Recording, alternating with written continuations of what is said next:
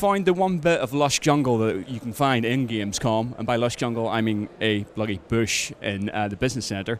Aaron's joining us here to talk about Primal Carnage. Honestly, just to begin, how many people have interviewed you and accidentally said Primal Rage first? A lot, and maybe not interview, but we get that question all the time, and it was in part an homage, but I think people are going to be happy with our game too. And your game is, let's give a bit of background about what your game is. Go on, do the pitch. All right, Primal Carnage. It's an asymmetric team deathmatch game. You've got dinosaurs versus humans. Dinosaurs. It's an awesome dinosaur game. 5 classes of dinosaurs to play as: the T-Rex, the Raptor, the Dilophosaurus, the Carnotaurus, and a flying Pteranodon on your dinosaur side. And then a good mix of human characters: a commando assault class, a sniper class, a pyromaniac defense class, a pathfinder, just an overall good support class, and the trapper, just a good generalist. So an asymmetric match where, as the humans, you really have to work together. The dinosaurs can kind of go it on their own. Both teams, when you play this game, you'll play one side as the dinosaurs, you'll flip, you'll play as the humans in the same match. Whoever's got the most kills at the end of the day, they're going to be the winner. I can picture you guys sitting in a bar one night, just having a drink, and just I know, and then but this one specific night, you sat there and just went, dinosaurs versus humans, and then the penny just dropped, and you guys went, that's it, that's done. Or was a bit more to it? Come on. Not that much more. It was this is largely the brainchild of my partner. I'm one of the co-founders of the company. My partner Ashton Anderson plays a lot of shooters, and he was like, what we really need is a shooter with dinosaurs in it, and then Primal Carnage was born. How long's it been since that initial idea? It's been 2.5 years. When we originally started the project, we were on a different engine. We had a lot of things to sort of think about. When we got onto UDK and we started working with the Epic engine, we really knew we were onto something.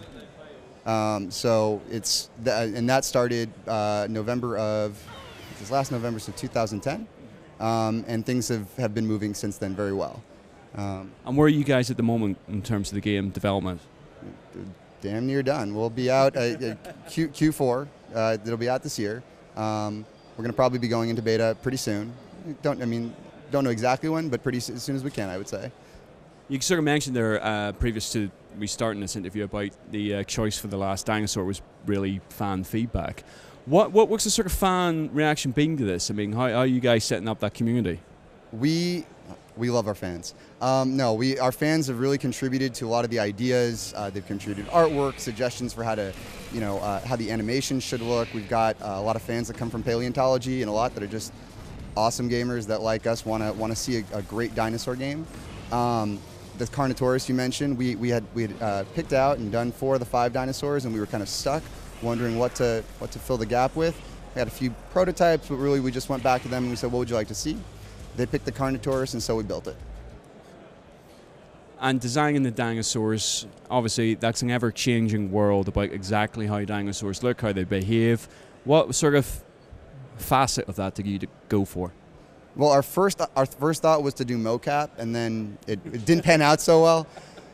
No, we've got some great animators that have looked at other animals. I think the rhinoceros was the basis for one of our dinosaurs, and try to figure out how to do that. Like I said, took some fan expertise from our paleontologists about how something might work, but also just what would be fun. I mean, as far as the play style, both the dinosaurs and the humans, it's all very intuitive. It's all very fun. Anybody should be able to jump in, play. You play and you kill and you die so quickly in Primal Carnage that was a key principle, I think, in designing the gameplay. And with that range of dinosaurs, do you guys have a limit that it can only be one type of dinosaur, or could you have a pack of raptors or a horde of T-Rexes? No, that actually is a common question. It's something we thought about a lot.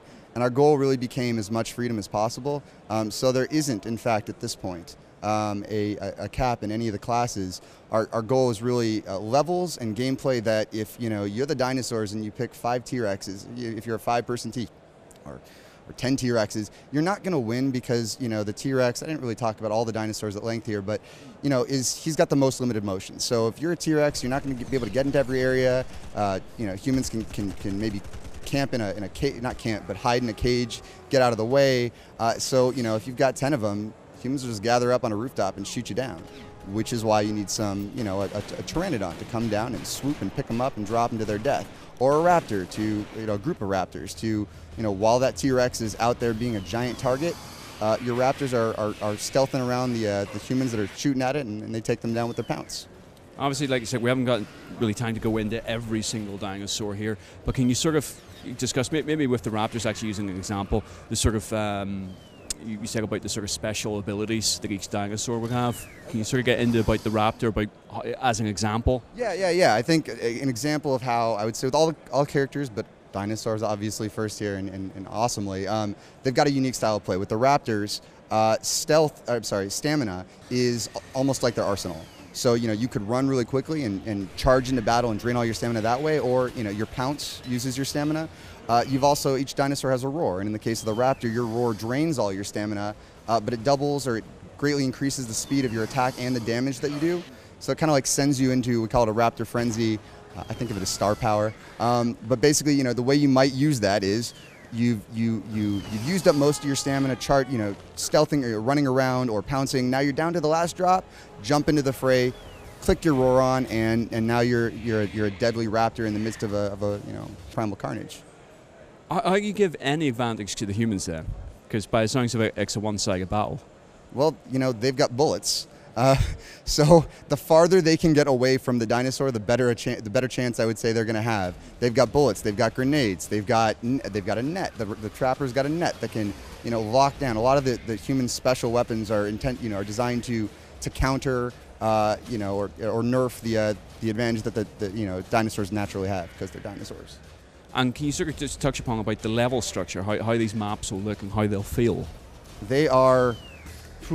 They're filled with jungle. There's some levels have lots of buildings. We've got one of our maps is the utility base that's kind of got an arena in the middle of it and a lot of jungle on the outside. We've got an air base. So the utility base is a daytime level. The air base is a nighttime level with rain, low visibility, lots of buildings. Really kind of a terrifying experience. Sound plays a huge part. So turn your sound up a little bit. There's a lot of ambient noises, especially actually, I've kind of been thinking about this from if you've got, the cap on players at this point, 10v10, but if you're in a 2v2 match, it's quiet for the most part. You're going to hear the sound of a T-Rex coming. You're going to hear the rustle of a bush. You have to pay attention to that because that's where those dinosaurs are. So as far as the structure, there's really not going to be any area that one class can be invincible in because, again, you can't be the scientist, camping out because a pteranodon will come up and pick you up and drop you to your death. One thing we should note here, actually, you mentioned this just before the start of the interview, was that it's first person for humans, third person for the dinos. Yeah, that's a key component. So again, it's terrifying for a human because you're staring at a T-Rex, about to trample you. But as a dinosaur, it's in third person. You can control the camera. So, as a raptor, you can sort of back yourself up against the wall, peek around the other side, see your partner in the bushes, charge in battle, and let them come in and pull off a clever girl moment. As the Dilo Spitter class, you're going to really sort of be peering around and shooting from a distance. You can use your camera to your advantage. Certainly, you have to. And how have you felt using the engine, basically? How have you felt Well, and admittedly, I come from the less of the development side, but I'd say we love the engine, and it's one of the reasons we picked it was because a lot of developers across the world, and our team is an international team that works largely over Skype. A lot of people are familiar with it. It was easy to use. It was fun to use, and it's really worked for our game. And obviously, wrapping up, the big question, which we sort of touched on in the interview, about when can people get their hands on with this? Where can they find this game to play it? They can find it at www.primalcarnage.com. That is where the beta sign-up is. Okay, like I said, we're going to deliver it as soon as we can. I think it's actually going to sell directly off the website as well eventually. It's going to be on Steam. Should mention that too, right? And we're going to get this game out this year. Listen, thank you very much indeed for taking the time to talk to us. All the best for the rest of the development. All right, thank you for your time. Play Primal Carnage.